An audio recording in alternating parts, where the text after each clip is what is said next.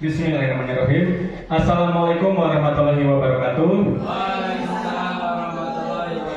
Selamat siang Bapak Ibu yang berbahagia. Alhamdulillahirabbil alamin. Pada hari ini kita diberikan kesempatan untuk bisa berkumpul di sini untuk bisa mendengarkan diseminasi ya terkait budaya positif yang akan disampaikan oleh calon guru penggerak angkatan 9 di sekolah kita SMP Negeri 3 Banjar, yaitu Ibu Raden Dine Novianu SPD.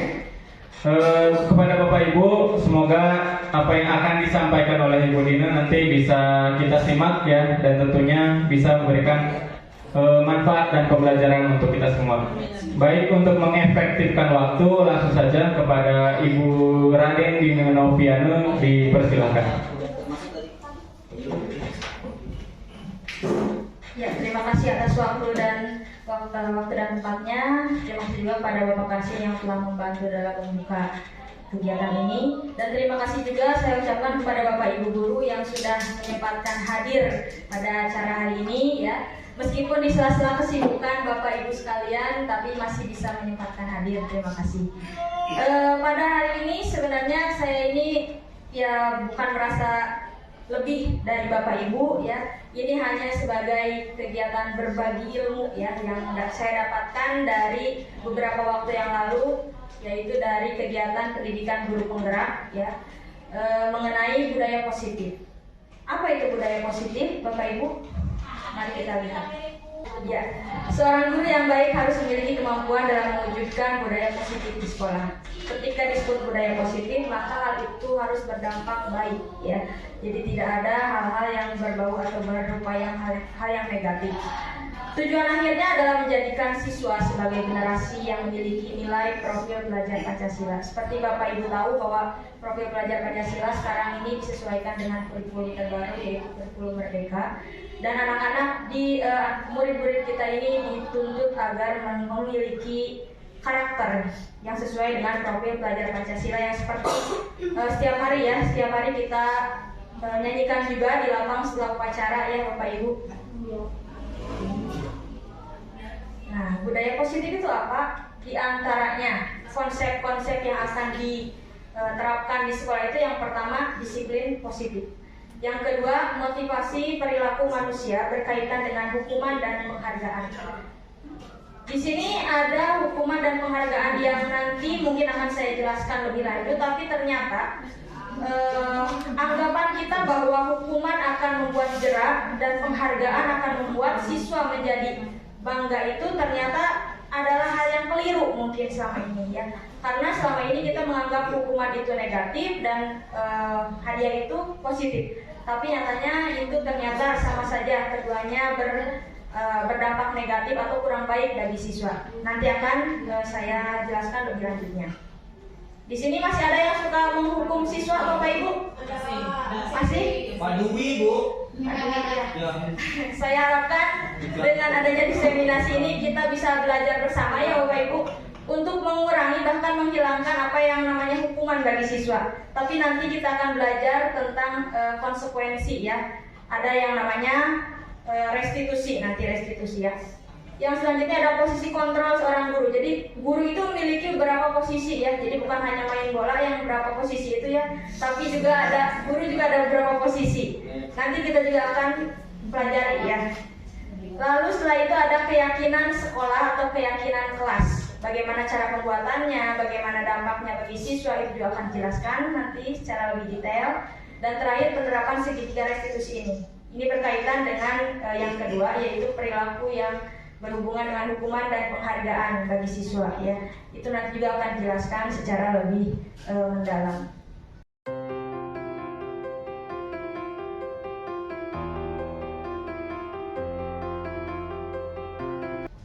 Kalau saya cek suara aja kayak kemarin ke anak-anak ya.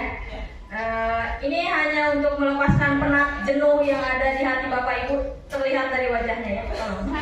Dikondisikan wajahnya dan silakan keluarkan suara termerdunya ya dengan melihat tangan saya ya, ini aba-abanya.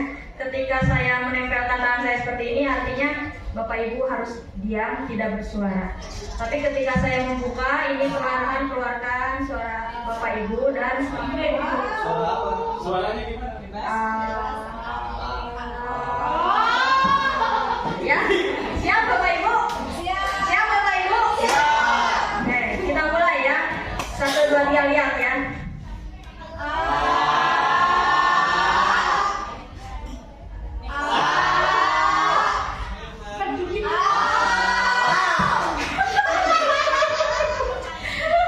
Sudah dikeluarkan belum? Belum. Lagi, sekali lagi. Ya, terima kasih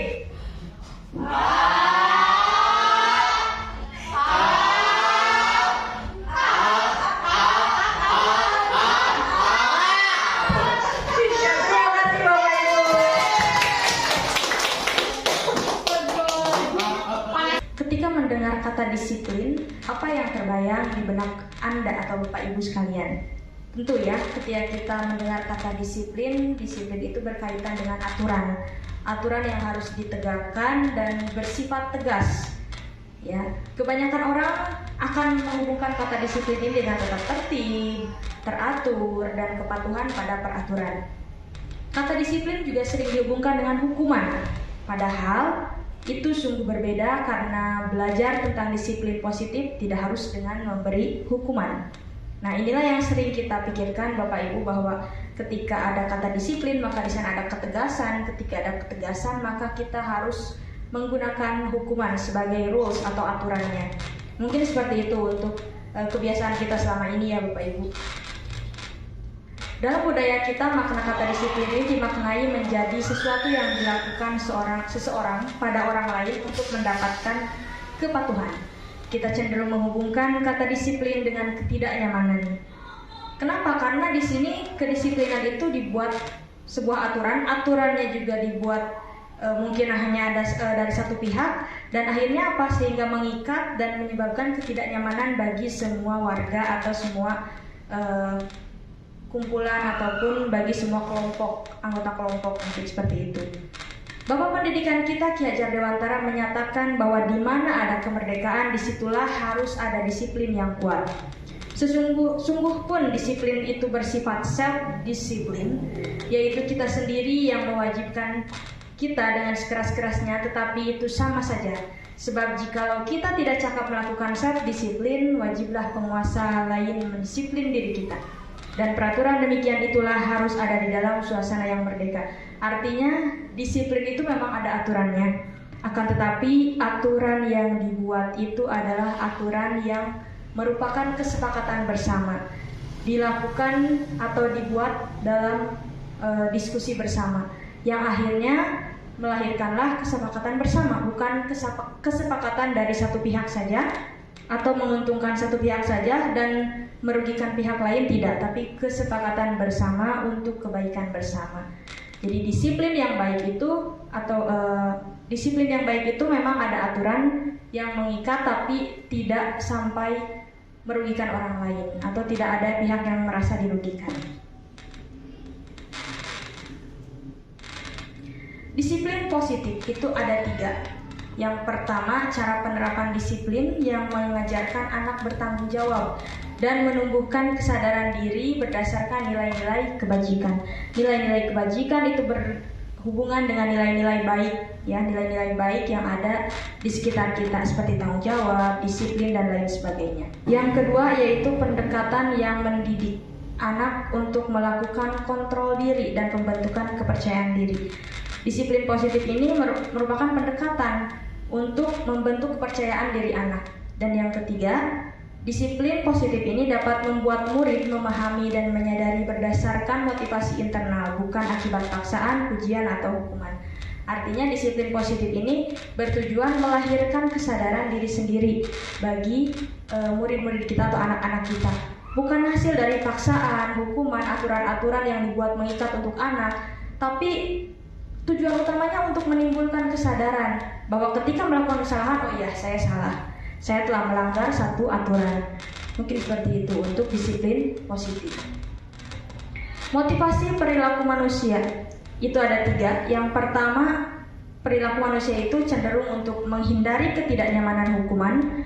yang kedua untuk mendapatkan imbalan atau penghargaan dari orang lain, dan yang ketiga untuk menjadi orang yang mereka inginkan dan menghargai diri sendiri dengan nilai-nilai yang mereka percaya. Jadi ketika seorang manusia melakukan sebuah perilaku, maka ada 3 unsur di dalamnya.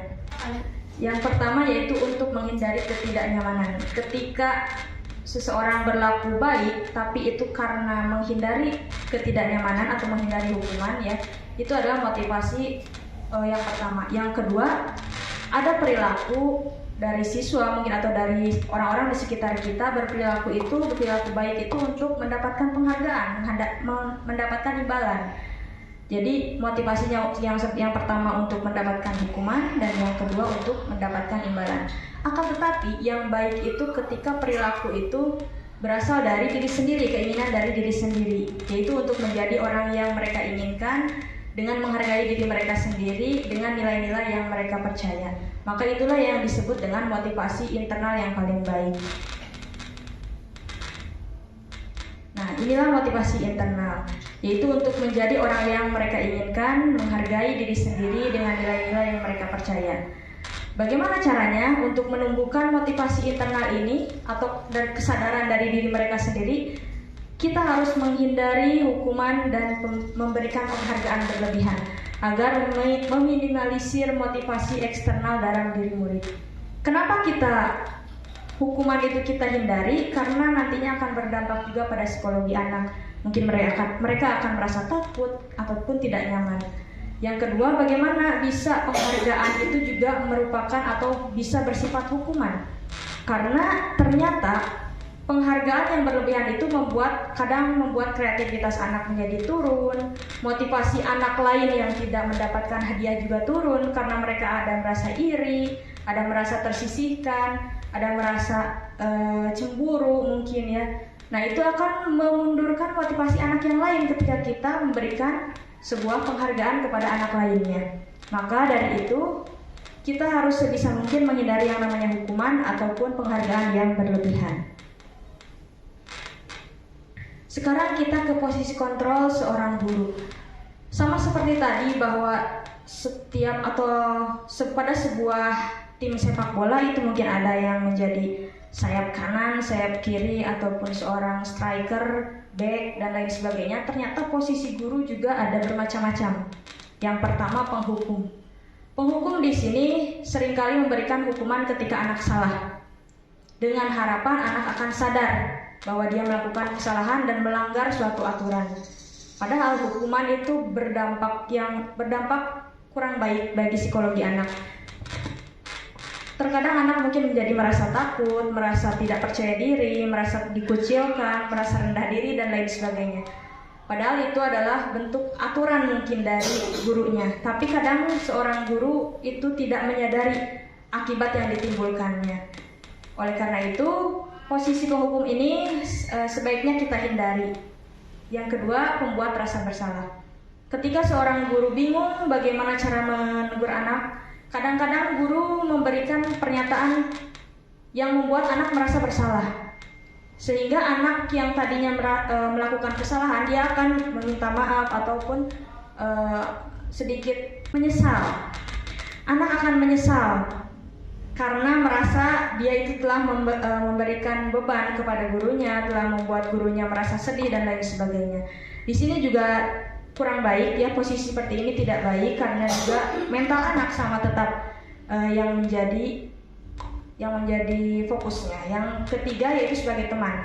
Sebenarnya untuk sebagai teman ini terkadang memang ada anak-anak yang menganggap guru itu sebagai teman dan itu membuat mereka menjadi lebih nyaman. Akan tetapi ternyata ketika posisi guru itu seperti teman, terkadang mereka secara bebas atau secara tidak ada batasnya, ya, tidak ada batasan antara guru dan murid. Mereka memperlakukan guru itu seperti mereka sendiri, teman mereka sendiri. Nah, di sanalah kesalahannya atau kekeliruannya. Bahwa guru tetaplah guru meskipun mereka menganggap teman, akan tetapi ada batasan-batasan yang tidak boleh dilanggar antara teman dan guru. Yang selanjutnya yaitu pemantau. Di sini guru berperan untuk memantau, melihat bagaimana seorang murid itu melaksanakan aturan yang ada. Apakah melanggar atau tidak, hanya sebagai pemantau. Tidak ada tindak lanjut yang lebih mendalam.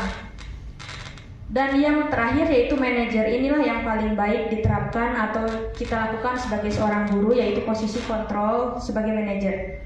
Di sini kita akan mengembalikan kepercayaan diri anak dengan segitiga restitusi, yaitu ketika menjadi manajer kita akan membuat anak itu merasa atau menstabilkan dulu identitasnya, menyadarkan dulu anak secara lebih mendalam apa yang ia lakukan itu salah atau tidak, dan apa konsekuensinya yang harus dia tanggung. Nah, itu mungkin di manajer itu.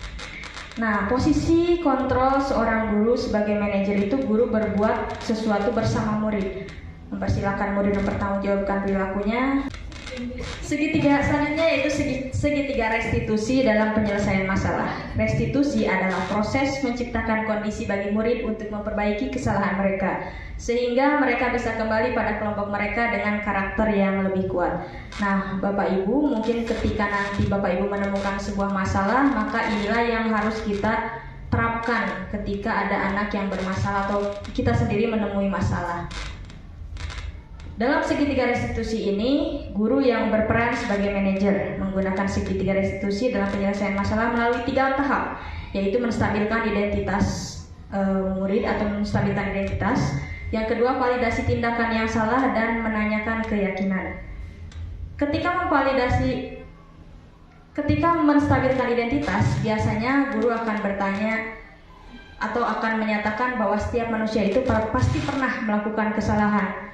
Dan dari setiap kesalahan itu kita akan mengambil pelajaran. Jadi manusiawi ketika melakukan kesalahan asalkan tidak diulangi, ataupun kesalahan itu dijadikan pelajaran untuk selanjutnya. Yang kedua, validasi tindakan yang salah.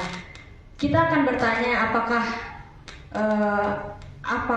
secara sadar dia itu tahu itu salah atau tidak. Kita akan bertanya dengan memvalidasi tindakan tersebut. Dan yang ketiga, menanyakan keyakinan apa yang telah ia langgar dan apa konsekuensi yang akan didapat oleh siswa. Nah, ini bertujuan untuk terwujudnya murid yang mandiri dan bertanggung jawab. Selanjutnya ini ada segitiga restitusi ya. Di sini ada menstabilkan identitas, validasi tindakan yang salah, dan menanyakan keyakinan. Ya, untuk keyakinan kelas atau keyakinan sekolah, apakah di kelas Bapak Ibu anak-anak membuat sendiri atau Bapak Ibu buatkan keyakinan kelasnya? Bikin aturan kelas yang bikin gurunya atau saya. Nah, ada yang masih membuat aturan itu oleh gurunya. Ya, padahal keyakinan kelas atau keyakinan sekolah itu dibuat secara bersama-sama. Ya, baik itu oleh guru ataupun oleh siswa secara bersama-sama melalui kesepakatan bersama. Ya, guru berperan dalam mewujudkan terbentuknya keyakinan sekolah atau kelas dengan adanya kesepakatan antara guru dan murid. Jadi tidak hanya satu pihak, tapi banyak pihak. Semua akan mengeluarkan pendapatnya, semua akan berpendapat di sana. Dan nanti setelah ada pendapat-pendapat, dibuatlah kesepakatan yang disetujui oleh bersama-sama. Yang selanjutnya, keyakinan sekolah atau kelas berupa pernyataan universal yang mudah diingat, dipahami, dan harus diterapkan dalam lingkungan sekolah. Artinya ketika sudah disepakati, maka itu harus dijalankan, ditaati oleh semua warga sekolah ataupun warga kelas. Ya, dalam kelompok kecilnya itu kelas. Keyakinan sekolah itu atau keyakinan kelas itu dalam kelompok kecilnya keyakinan kelas, aturan di dalam kelas. Bagaimana cara pembuatannya Bapak Ibu? Mungkin Bapak Ibu ada yang belum menerapkan, ada pula yang sudah menerapkan mungkin di antaranya. Ya, kemarin berdasarkan hasil pengalaman saya kemarin bahwa keyakinan kelas itu saya buat bersama anak-anak secara langsung dengan cara mereka saya bagikan sticky note ya, ataupun boleh catatan kecil untuk nantinya mereka menulis keyakinan apa, aturan apa yang ingin mereka terapkan di dalam kelas mereka. Nanti semua anak dibagi, setelah itu anak-anak akan menempelkan seperti ini ya. Anak-anak akan menempelkan hasilnya di dalam sebuah karton. Karton itu masih rumusan ya, belum jadi, belum sepakat ya semuanya. Ini masih rumusan, semua dari 30 siswa itu menerapkan atau menempelkan hasil tulisannya, hasil keinginannya, aturan yang ingin disepakati, dan nanti kita rumuskan mana yang lebih banyak atau banyak yang diminati oleh siswa, maka dibuatlah seperti ini. Ya, jadilah sebuah ini peraturan kelas. Dan terakhir nanti akan ditanyakan apakah ini sepakat, apakah ada yang keberatan, dan ketika sudah disepakati maka tidak ada lagi yang keberatan. Semua harus mengikuti aturan yang ada. Mungkin seperti itu untuk keyakinan kelas.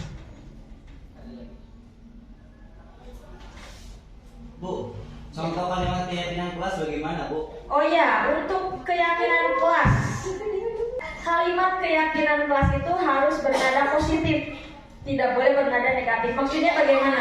Begini, apabila ada anak yang menulis di sana itu tidak boleh makan saat jam pelajaran, itu kita ganti tidaknya itu atau jangan makan saat jam pelajaran itu kita ganti kalimatnya dengan yang bernada positif. Misalnya, jangan makan saat jam pelajaran, kita ganti dengan makan saat jam istirahat saja. Jadi tidak boleh ada yang bernada negatif, karena ini judul besarnya saja budaya apa Bapak Ibu? Positif. Budaya positif, bukan budaya negatif. Dan budaya negatif ini harus perlahan-lahan kita hilangkan, ya, dan kita ganti dengan budaya positif. Salah satunya itu mulai dari keyakinan kelas, yang mulai dari hal yang terkecil kita ubah hal yang negatif itu menjadi positif. Seperti itu. Jadi kita tekankan kepada anak ketika anak menggunakan nada yang negatif atau kalimat yang negatif, kita ganti dengan kalimat yang bernada positif. Jadi tidak ada kata tidak, jangan, atau dilarang, tapi kita ganti dengan yang lebih positif. Mungkin seperti itu. Jika kita hubungkan antara filosofi KHD, nilai dan peran guru penggerak, serta visi guru penggerak, maka didapatlah sebuah simpulan dengan menjalankan budaya positif di sekolah, maka akan mempermudah tercapainya tujuan pendidikan nasional sesuai filosofi KHD, yaitu pendidikan yang berpihak pada murid dan guru, berpihak pada murid dan guru berperan sebagai penuntun, serta mendidik murid sesuai kodrat alam dan kodrat zaman. Budaya positif dapat terwujud jika seorang guru memiliki 5 nilai guru penggerak, yakni berpihak pada murid, mandiri, kolaboratif, reflektif, dan inovatif. Yang selanjutnya, budaya positif dapat terwujud dengan mendorong kolaborasi antar semua warga sekolah dengan adanya keyakinan sekolah yang harus disepakati dan dijalankan bersama. Artinya tidak dapat berdiri sendiri atau berjalan sendiri, tetap harus berkolaborasi dengan semua warga sekolah. Dan salah satu perubahan yang diinginkan sesuai dengan visi guru penggerak adalah terbentuknya budaya positif ini, agar diperoleh sekolah yang nyaman, aman, dan berpihak pada murid. Untuk mewujudkan visi guru penggerak tersebut dengan pembuatan prakarsa perubahan sesuai filosofi KHD dan profil pelajar Pancasila. Sekian yang bisa saya sampaikan. Bapak Ibu mungkin ada yang masih mengganjal, ingin bertanya ataupun menanggapi apa yang telah kita saksikan bersama-sama. Baik. Saya akan menanggapi tentang diseminasi yang telah Ibu lakukan. Untuk materinya sudah sangat jelas ya Bu ya. Semoga kedepannya Ibu dan saya khususnya bisa konsisten menerapkan budaya positif di sekolah dan khususnya di kelas kita. Terima kasih. Ya, terima kasih kepada Bu Setia yang sudah menanggapi. Yang mudah-mudahan memang tujuannya adalah kita bersama bisa menerapkan hal-hal positif atau budaya positif di sekolah kita ini demi kemajuan bersama. Saya kembalikan kepada Bapak Kasim. Terima kasih. Ya, terima kasih kepada Ibu Dine yang telah menyampaikan diseminasi kepada Bapak Ibu guru terkait budaya positif. Semoga apa yang telah disampaikan bisa bermanfaat untuk kita semua dan senantiasa kita bisa menerapkan ya dan menjadi kegiatan yang berkelanjutan di sekolah kita di SMP Negeri 3 Banjar. Dan juga semoga menjadi motivasi buat Bapak Ibu guru yang belum menjadi calon guru penggerak untuk bisa mendaftar di angkatan berikutnya. Demikian untuk kegiatan diseminasi kita pada hari ini. Terima kasih atas perhatiannya. Wassalamualaikum warahmatullahi wabarakatuh. Assalamualaikum Assalamualaikum warahmatullahi wabarakatuh. Perkenalkan, saya Nadia Handara, rekan sejawat calon guru penggerak di SMP Negeri 3 Banjar yang telah mengikuti diseminasi budaya positif. Diseminasi yang disampaikan sudah sangat bagus untuk menumbuh kembangkan motivasi intrinsik warga sekolah. Semoga calon guru penggerak dan stakeholder sekolah bisa menumbuh kembangkan budaya positif yang memajukan citra sekolah. Tetap semangat dan selalu menginspirasi. Terima kasih. Assalamualaikum warahmatullahi wabarakatuh. Assalamualaikum warahmatullahi wabarakatuh. Perkenalkan, saya Karsim MPD sebagai Wakasek Kurikulum di SMP Negeri 3 Banjar.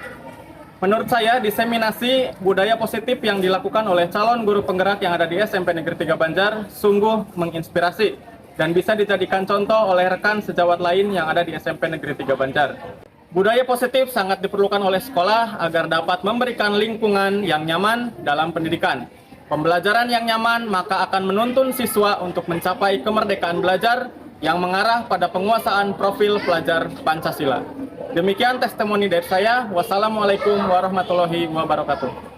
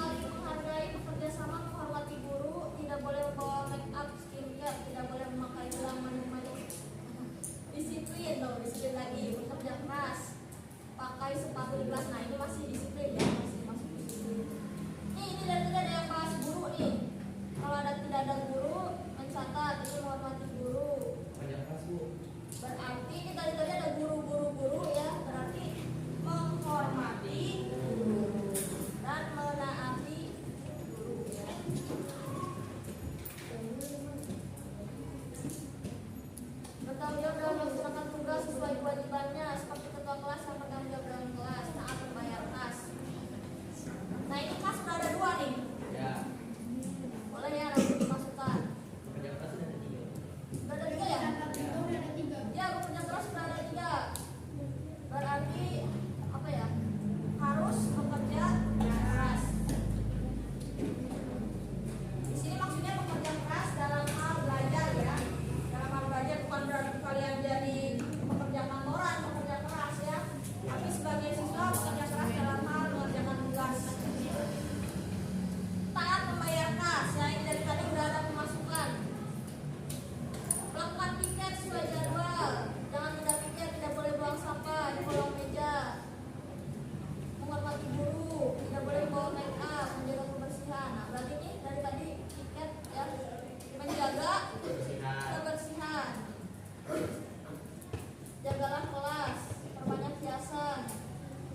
kebersihan kelas. Nah, sama ini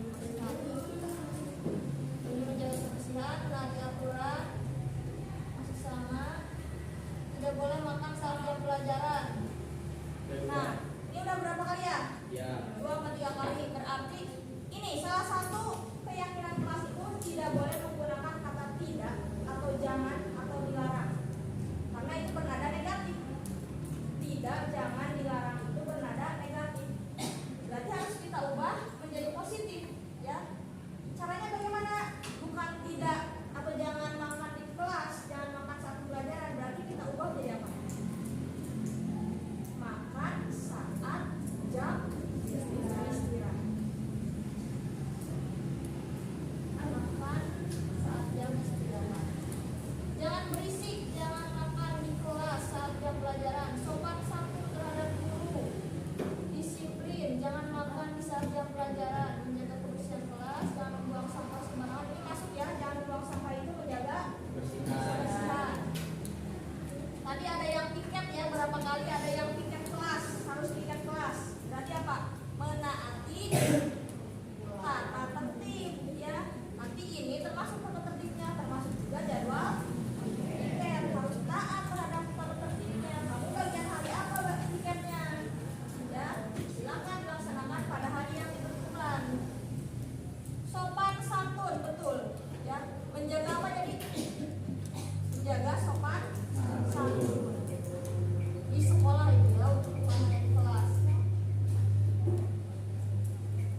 Apalagi ini jangan berisik, itu masuk ke disiplin ya. Terus jaga kebersihan dan kebersihan. Tidak boleh pakai make up, itu juga masuk ke kedisiplinan. Ya, jangan bawa make up karena itu tidak ada hubungannya dengan sekolah ya. Pakai make up buat apa? Buat tulis. Pakai ini pensil alis. Ya, atau mau mewarnai di prakarya pakai lipstik. Enggak ya. Jadi itu tidak ada hubungannya dengan sekolah. Jadi itu masuk ke kedisiplinan. Ini juga tidak mencatat ya. Suka tidak mencatat ketika tidak ada guru. Ya, itu masuk ke apa? Masuk ke apa? Tidak mencatat itu masuk ke mana? Ke kedisiplinan ya. Tata tertib udah belum? Udah ya. Jadi boleh tata tertib, boleh kedisiplinan itu masuk. Nih, kerapian kelas juga disiplin. Nah, ya. Ini udah ya. Menghargai, saling menghargai, betul. Ya, saling menghargai. Jadi tidak boleh ada yang namanya bullying atau perundungan. Ya, tidak boleh ada perundungan. Saling menghargai.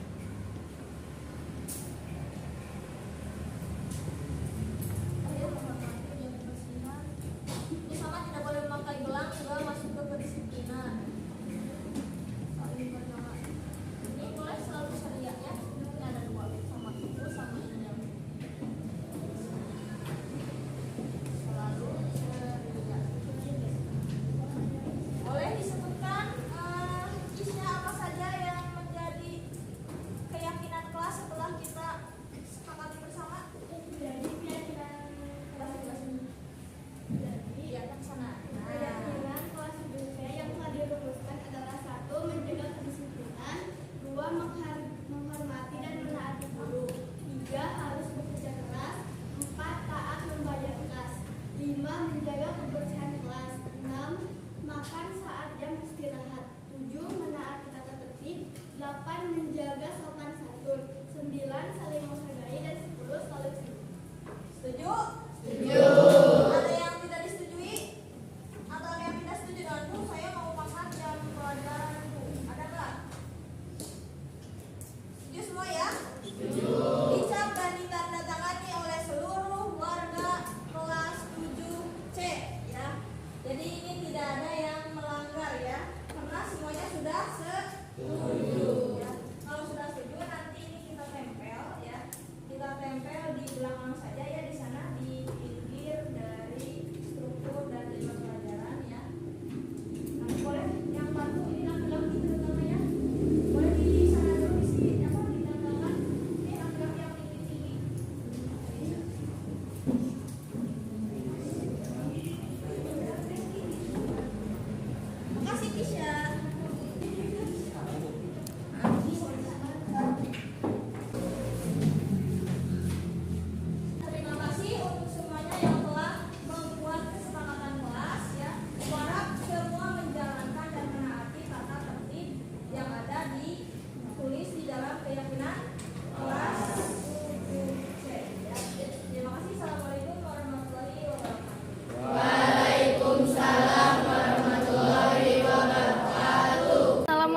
warahmatullahi wabarakatuh.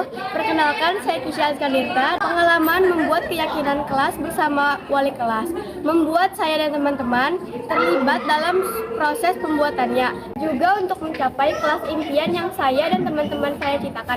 Terima kasih Ibu, sukses selalu. Assalamualaikum warahmatullahi wabarakatuh. Perkenalkan, saya Rehi Syifa Putri Ramadhani.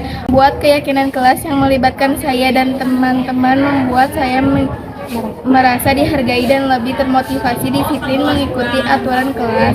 Terima kasih Ibu.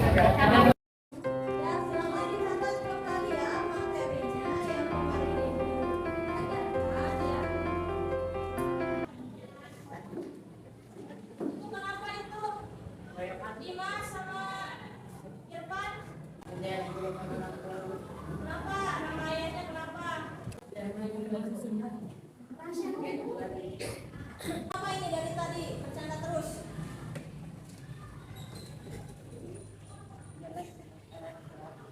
Siapa yang menjelekkan nama orang tua? Nah, sama ya dua-duanya ya. Dua-duanya coba ikut ibu ke sana kantor ya. Ayo, tadi itu kenapa di kelas?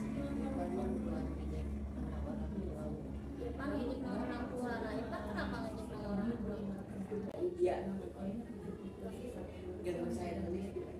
Tadi gimana ganggunya? Oh, nah itu nggak boleh ya. Ibu tahu bahwa semua manusia itu pasti pernah melakukan kesalahan. Maksud kalian ya mau kesalahan besar, mau kesalahan kecil, semua pasti pernah melakukan kesalahan. Tapi ibu tanya sekali lagi, boleh tidak menjelek-jelekan nama orang tua? Boleh tidak Dimas? Boleh tidak Irfan? Berarti menurut kalian barusan itu kalian melakukan kesalahan tidak? Salahnya kenapa? Karena jelek-jelekan nama orang tua. Ibu harap itu tidak dilakukan. Masih ingat dengan kesepakatan kelas? Coba Dimas, yang pertama apa kesepakatan kelas itu? Jujur. Nah, Ibu hargai kalian sudah jujur untuk mengungkapkan alasan kalian tadi bertengkar. Terus Irfan, apa yang kedua? Disiplin. Ketika pembelajaran itu boleh tidak bercanda. Ya. Yang ketiga apa? Dimas. Sudah sesuai aturan belum kalau misalnya belajar malah bercanda, malah mengejek, saling mengejek? Terus apa lagi? Empat. Saling sudah saling menghargai belum kalau menjelek-jelekan nama orang tua? Belum ya. Nah, kalian itu harus sesuai dengan kesepakatan kelas kalian, harus saling menghargai, tidak boleh menjelek-jelekan nama orang. Berarti artinya kalau sudah begini harus bagaimana? Minta maaf. Siapa yang mau minta maaf duluan? Tidak boleh ya, kita harus bangga dengan orang tua kita masing-masing ya. Tidak boleh dijelek-jelekan atau diejek, paham?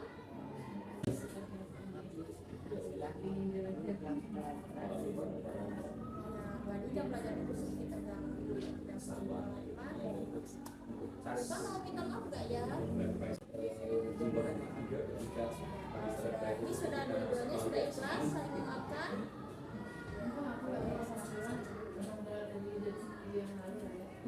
Kembali ke kelas ya. Ya, silakan semuanya mencatat kembali ya untuk materi teks prosedur yang kemarin belum selesai ya. Ini silakan dicatat yang ada di lembar tulis ya. Nanti menjadi catatan buat kalian.